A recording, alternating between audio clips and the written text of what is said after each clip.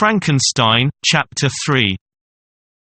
Chapter 3 Frankenstein's Creation. It was on a dreary night of November that I beheld the accomplishment of my toil. With an anxiety that amounted to agony, I collected the instruments of life around me, that I might infuse a spark of being into the lifeless thing that lay at my feet. I saw the dull yellow eye of the creature open. It breathed hard, and a convulsive motion agitated its limbs. How can I delineate the wretch whom with such infinite pains and care I had endeavored to form? His yellow skin scarcely covered the work of muscles and arteries beneath.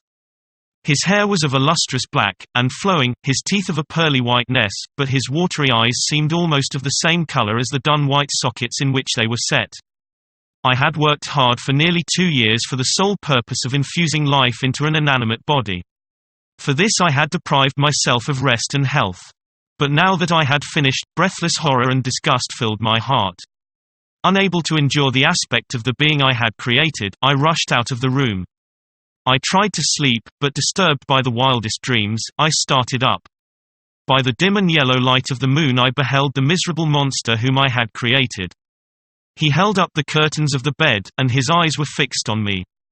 He might have spoken, but I did not hear. One hand was stretched out, seemingly to detain me, but I escaped and rushed downstairs. No mortal could support the horror of that countenance. I had gazed on him while unfinished. He was ugly then, but when those muscles and joints were rendered capable of motion, no mummy could be so hideous. I took refuge in the courtyard, and passed the night wretchedly. For several months I was confined by a nervous fever, and on my recovery was filled with a violent antipathy even to the name of natural philosophy. A letter from my father telling me that my youngest brother William had been found murdered, and bidding me return and comfort Elizabeth, made me decide to hasten home. It was completely dark when I arrived in the environs of Geneva. The gates of the town were shut, and I was obliged to pass the night at a village outside. A storm was raging on the mountains, and I wandered out to watch the tempest and resolved to visit the spot where my poor William had been murdered. Suddenly I perceived in the gloom a figure which stole from behind a clump of trees near me. I could not be mistaken. A flash of lightning illuminated the object, and discovered its shape plainly to me. Its gigantic stature, and the deformity of its aspect, more hideous than belongs to humanity, instantly informed me that it was the wretch to whom I had given life. What did he there? Could he be the murderer of my brother? No sooner did that idea cross my imagination than I became convinced of its truth. The figure passed me quickly, and I lost it in the gloom. I thought of pursuing, but it would have been in vain, for another flash discovered him to me hanging among the rocks, and he soon reached the summit and disappeared. It was about 5 in the morning when I entered my father's house. It was a house of mourning, and from that time I lived in daily fear lest the monster I had created should perpetrate some new wickedness. I wished to see him again that I might avenge the death of William. My wish was soon gratified. I had wandered off alone up the valley of Chamonix, and was resting on the side of the mountain, when I beheld the figure of a man advancing towards me, over the crevices in the ice, with superhuman speed. He approached, his countenance bespoke bitter anguish. It was the wretch whom I had created. "Devil," I exclaimed, "do you dare approach me? Begone, vile insect. Or, rather, stay, that I may trample you to dust." "I expected this reception," said the monster. "All men hate the wretched, how, then, must I be hated, who am miserable beyond all living things?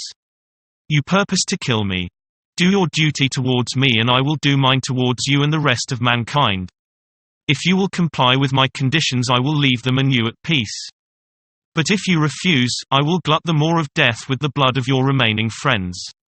My rage was without bounds, but he easily eluded me and said, "Have I not suffered enough, that you seek to increase my misery? Remember that I am thy creature. Everywhere I see bliss, from which I alone am excluded. I was benevolent and good. Misery made me a fiend. I have assisted the labors of man, I have saved human beings from destruction, and I have been stoned and shot at as a recompense. The feelings of kindness and gentleness have given place to rage. Mankind spurns and hates me. The desert mountains and dreary glaciers are my refuge, and the bleak sky is kinder to me than your fellow beings. Shall I not hate them who abhor me? Listen to me, Frankenstein. I have wandered through these mountains consumed by a burning passion which you alone can gratify. You must create a female for me with whom I can live. I am alone and miserable. Man will not associate with me, but one as deformed and horrible as myself would not deny herself to me. What I ask of you is reasonable and moderate. It is true, we shall be monstrous, cut off from all the world, but on that account we shall be more attached to one another. Our lives will not be happy, but they will be harmless, and free from the misery I now feel. If you consent, neither you nor any other human being shall ever see us again. I will go to the vast wilds of South America. We shall make our bed of dried leaves. The sun will shine on us as on man, and will ripen our foods. My evil passion will have fled, for I shall meet with sympathy. My life will flow quietly away, and in my dying moments I shall not curse my Maker. His words had a strange effect on me. I compassionated him, and concluded that the justest view both to him and my fellow creatures demanded of me that I should comply with his request. I consent to your demand, I said, on your solemn oath to quit Europe forever. I swear, he cried, by the sun and by the fire of love which burns in my heart, that if you grant my prayer, while they exist you shall never behold me again. Depart to your home, and commence your labors. I shall watch their progress with unutterable anxiety. Saying this, he suddenly quitted me, fearful, perhaps, of any change in my sentiments.